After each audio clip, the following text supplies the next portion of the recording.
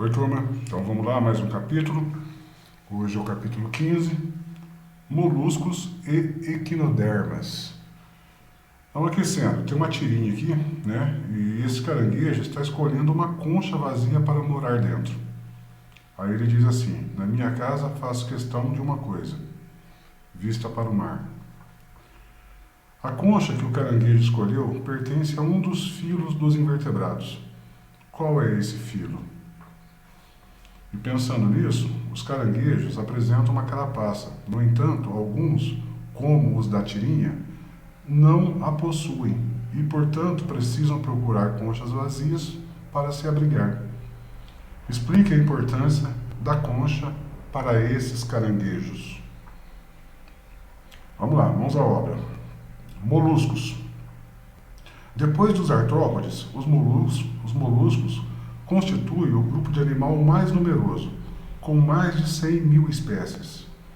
Seu corpo mole, dividido em cabeça, massa visceral, que são os órgãos internos, e pé ou tentáculos, pode ser recoberto total ou parcialmente por uma concha calcária, geralmente muito colorida.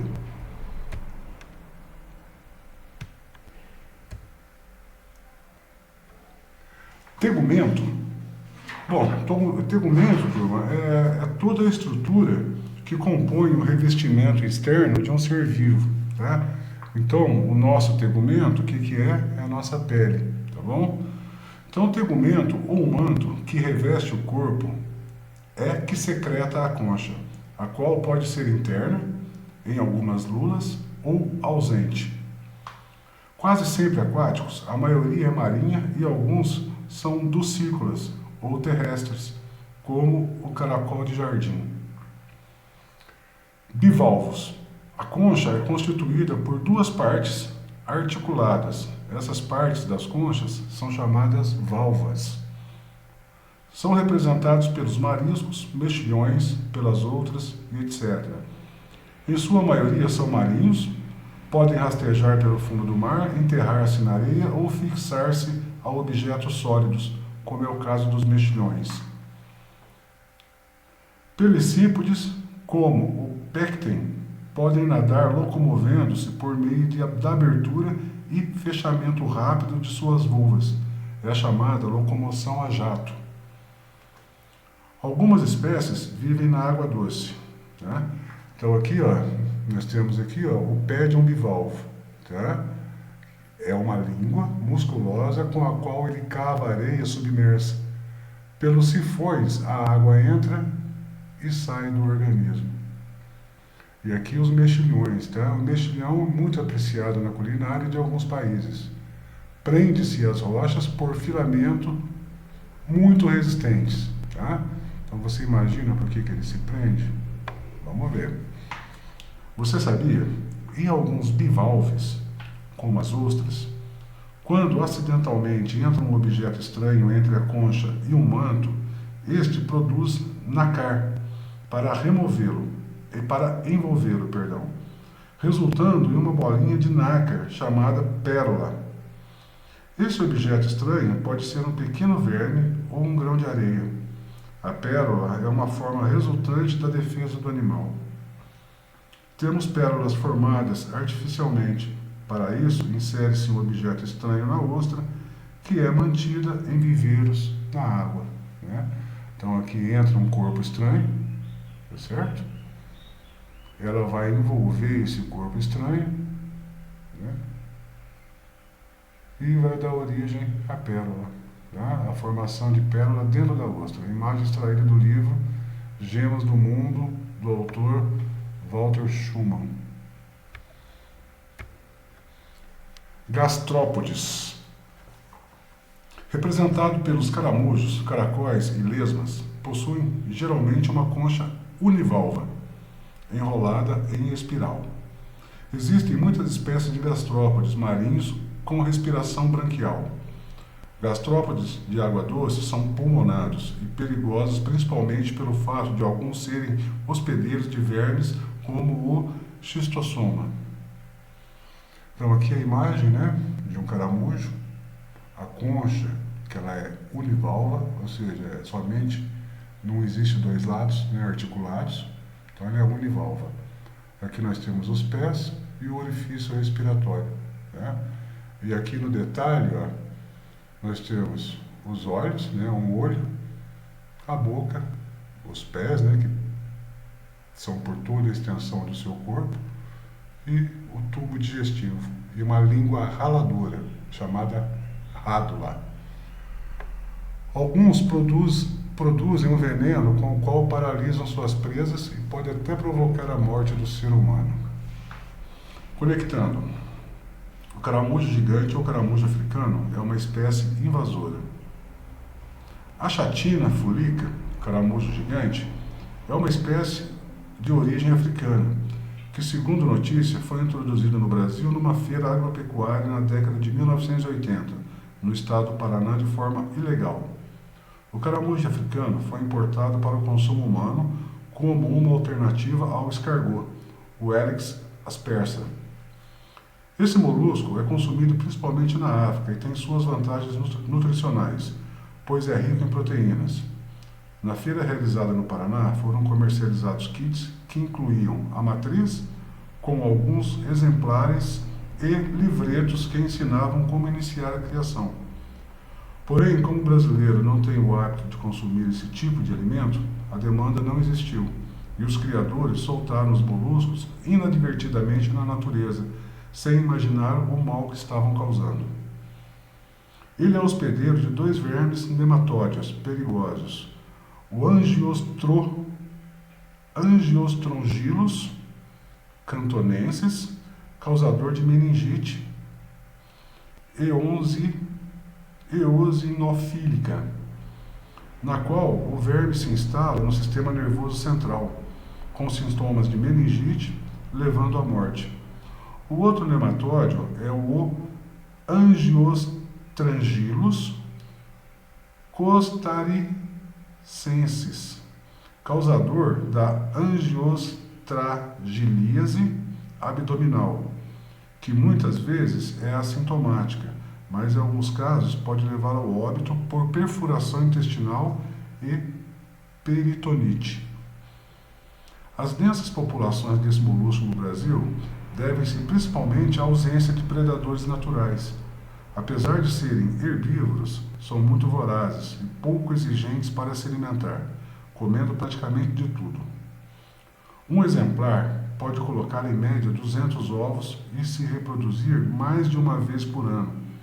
Os adultos chegam a atingir 18 centímetros de comprimento e pesar até 500 gramas. Cefalópodes. Exclusivamente marinhos, são muito elegantes. Têm cabeça volumosa, com olhos altamente diferenciados e pé transformado em tentáculos com ventosas. São os mais inteligentes e ativos representados pelas lulas, polvos, sépias, argonauta e náutilo. Seu tamanho não excede 30 centímetros, mas existe uma espécie de lula gigante que vive em profundidade e que pode atingir metros de comprimento. São carnívoros e sua boca possui um poderoso bico com o qual destroça suas vítimas.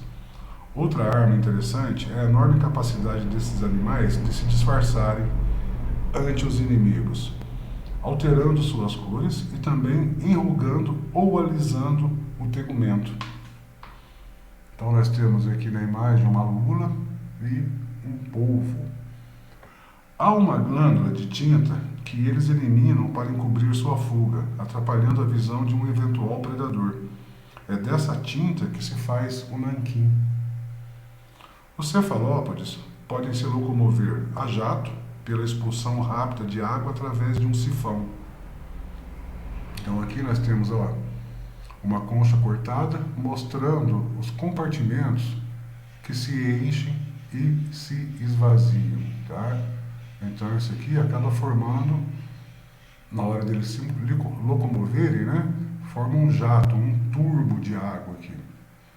E desse lado nós temos um náutilo, né, um cefalópode com 30 centímetros em média. Equinodermas. Todos os representantes desse grupo são exclusivamente marinhos. Sua pele tem espinhos como as do ouriço do mar e estrelas do mar. Apesar de serem inúmeras larvas apresentarem lado esquerdo e lado direito, os adultos têm a mesma estrutura corpórea ou simetria das medusas e anêmonas. São arredondados ou circulares, isto é, sua simetria não é bilateral, e sim radial, como os raios de uma roda de bicicleta. Possui uma carapaça calcária coberta pelo tegumento, por isso dizemos que seu esqueleto é interno. Fato que faz com que esses animais sejam considerados os invertebrados mais aparentados com o ser humano. Sistema ambulacrário. O sistema aquífero funciona com a entrada da água do mar sob pressão pela placa mandrepórica. Em seguida, a água passa pelo canal pétreo até chegar ao canal circular, de onde vai para os canais radiais e, em seguida, para os pares de pés ambulacrários. Quando as ampolas pressionam a água para o pé, sua ventosa agarra-se no substrato e só irá soltá-lo quando a água voltar para cima. Os pés ambulacrários servem para locomoção, preensão e para abrir conchas de moluscos bivalvos, alimento das estrelas do mar, entre outras funções. Então aqui nós temos um quadrinho, né? Uma imagem com equinodermas. O ouriço do mar, letra A, pepinos do mar, letra B, a estrela do mar, letra C, a letra D, a serpente do mar ou ofiuro, e a letra D, lírio do mar, perdão, a letra E, lírio do mar, tá? E aqui um corte da estrela do mar, mostrando a placa mandrepórica, e aqui o ânus. Aqui a placa, um outro corte, né? A placa mandrepórica, canal pétreo, o canal circular, a nossa ampola, e aqui os pés propriamente ditos, né? E aqui também o canal radial. Estrela do mar, cujo ânus é dorsal e a boca é ventral, com o sistema ambulacrário aqui desse lado, tá? Outra característica incrível dos equinodermas é a sua alta capacidade de regeneração, ou seja, ao perder um de seus braços, uma estrela do mar constrói um novo braço. Isso é possível razão da disposição dos braços em posição perpendicular ao eixo central imaginário. Então aqui, ó, nós temos um corrupto ou bolacha da praia, né, que é um tipo de ouriço. Aqui um esqueleto calcário do ouriço do mar, os dentículos na boca de um ouriço, e desse lado a chamada lanterna de Aristóteles, né, a boca com dentículos, né, então toda essa formação aqui é a chamada lanterna de Aristóteles, com os dentículos na boca do ouriço do mar. Certinho, turma? Então vamos fazer as atividades agora. Ó. Número 1. Um restaurante à beira do mar apresenta o seguinte cardápio: casquinha de siri, salada de rúcula e agrião com camarões. Número 3. Risoto de polvo e marisco. Número 4. Mexilhões ao molho escabeche. Número 5, lagostins marinados. Então, a pergunta é a seguinte, letra A. Eduardo e sua amiga Clara são alérgicas a crustáceos. Quais os pratos que elas não podem pedir? E justifique por quê.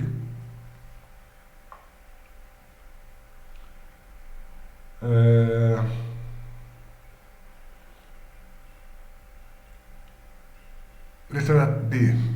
Os outros pratos são formados por qual filo animal? Tá? Então vamos voltar aqui, ó. Quais os pratos que elas não podem pedir? Elas não podem comer, com certeza, casquinha de siri, tá? E os outros pratos são formados por qual filo do reino animal? Né? É o filo molusco, do que nós estamos falando. E a letra C, classifica os animais do filo do item B, dos moluscos, segundo as diferentes classes que os compõem. Então, no filo molusco, né, nós temos cefalópodes, tá certo? Polvo.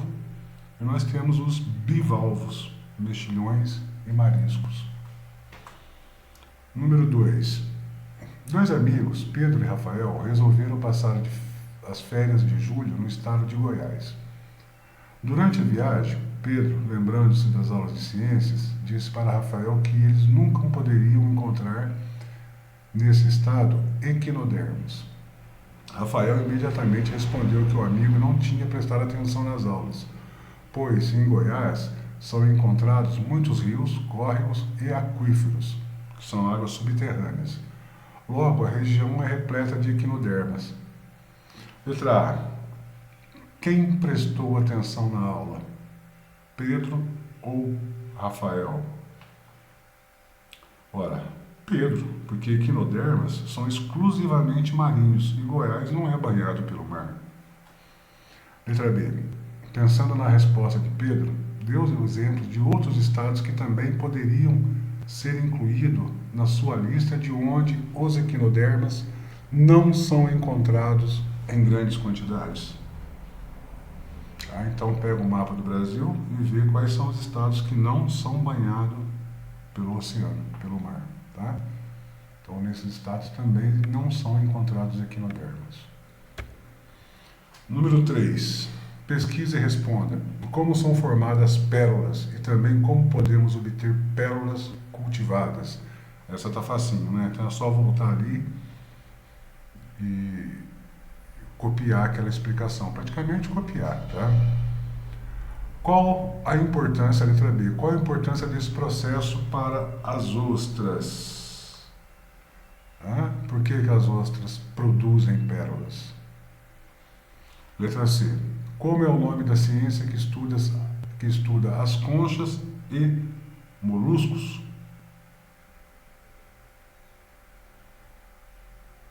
Malacologia. Letra B, número 4. Dê o nome dos animais abaixo e responda as questões relacionadas. Tá? Então esse número 1 aqui, que animal que é esse aqui, turminha? Tá? É um ouriço do mar, aqui dentro do recipiente. Tá? Tem um ouriço e uma estrela do mar. E esse outro aqui é um tatuzinho de jardim. E esse fácil aqui é uma lula, tá? A que filo pertencem os animais das imagens 1, 2 e 3? Que filo que eles são? Eles são equinodermas? Eles são artrópodes? O que eles são? Número 2, letra A cada um deles, tá? Esses aqui, ó, o que eles são? Eles são equinodermas. Esse aqui, o que ele é? E esse aqui, o que ele é? Tá? Cada um deles, tá bom?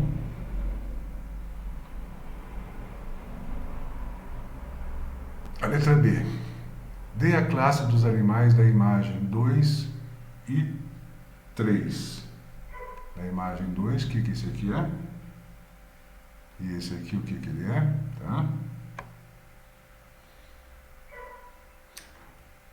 Número 5. Pesquise o papel dos cromatóforos, células especiais encontradas no tegumento dos cefalópodes e de muitos outros animais. Bom, esse cromatóforos, ele permite a camuflagem ou disfarce dos animais, que deste modo são confundidos com o ambiente. As cores também servem como sinais para a reprodução. Número 6. Como respiram os moluscos? Bom, se eles são de água marinha, eles têm um tipo de respiração. E se eles são de água doce, eles têm outro tipo de respiração, tá? Então é só colocar aí. Número 7. Procura o significado de cupim do mar ou turu. Do que essa espécie se alimenta?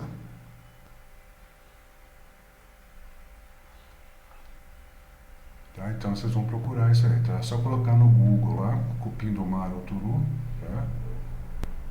E do que essa espécie se alimenta. Número 8. Como esses dois animais a seguir podem ser semelhantes? A medusa e a estrela do mar, tá? Qual a relação que eles têm? Né? Bom, isso é fácil, está escrito ali atrás, tá? Ambos têm simetria radiada. 9. Quando uma estrela do mar captura um bivalvo e abre sua concha, como ela procede para comer o animal? Bom, ela everte o sistema digestivo e sua digestão é exógena, tá? Pois vocês procuram saber o que é exógena, tá bom? Número 10. Dê 2 motivos pelos quais devemos tomar cuidado ao ingerirmos alimentos como mariscos, mexilhões, ostras e etc. Bom, eles são animais que filtram diariamente muitos litros de água do mar, correndo o risco de reter substâncias tóxicas que poluem a água. Em pouco tempo, tornam-se vulneráveis às bactérias, sendo deteriorados com facilidade. Número 11. Responda a tese a seguir e justifique. As estrelas do mar são equinodermas, inimigos das ostras.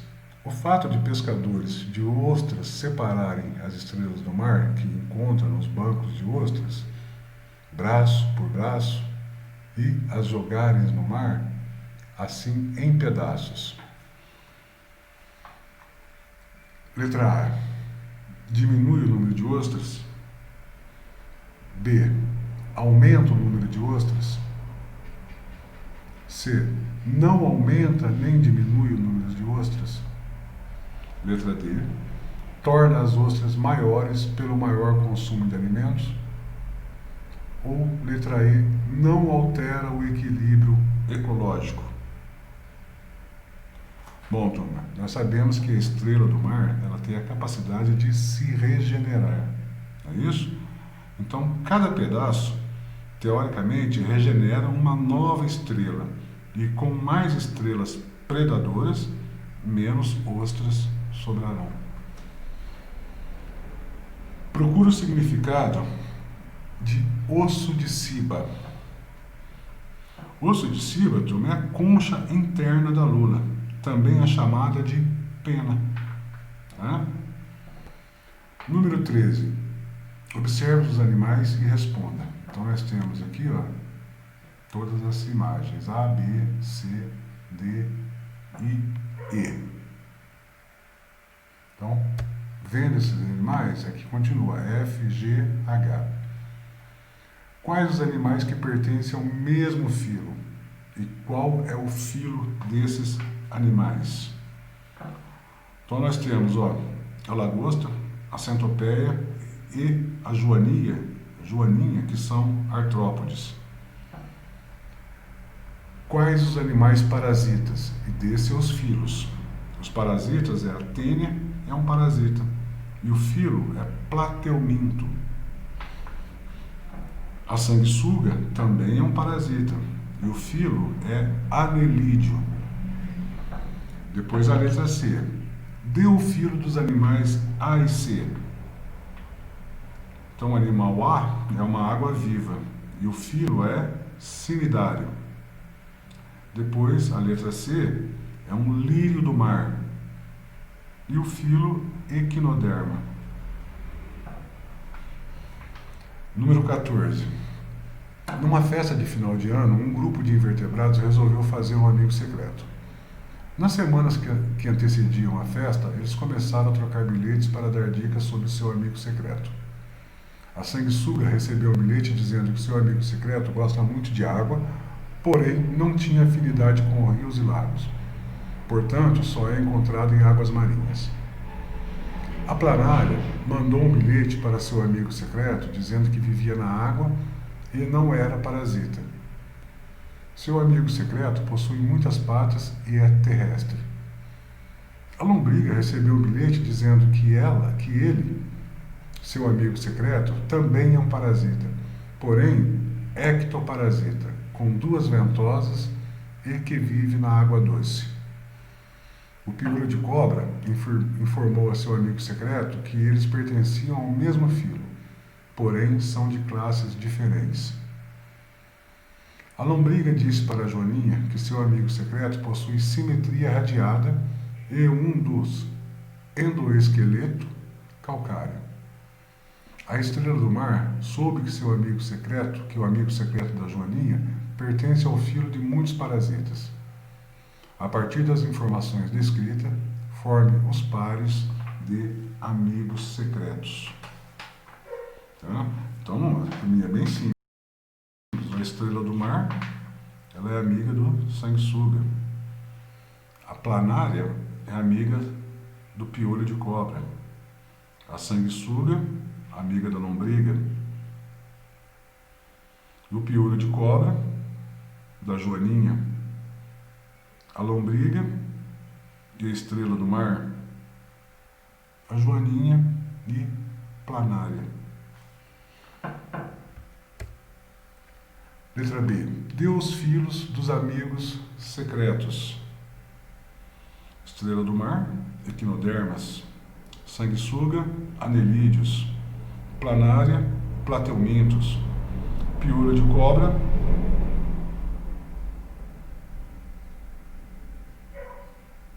Joaninha, e lombriga, asqueumintos. Tá? E 15. Observe a tirinha e responda. A desculpa do aluno é verdadeira? Justifique. O polvo solta um jato de tinta para tentar se safar. Quer que eu acredite que caiu tinta no seu dever de casa?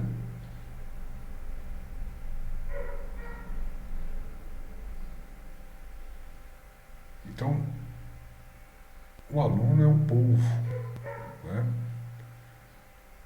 Então, a desculpa do aluno, ela é verdadeira? Não, ela é verdadeira. Há uma glândula que elimina tinta para encobrir sua fuga, atrapalhando a visão de um eventual predador. Tá bom, turma? Então, tá aí, textinho. Qualquer dúvida, é só dar uma relida no texto e responder as atividades, tá bom, turminha? Então, até a próxima aula. Um abraço para vocês.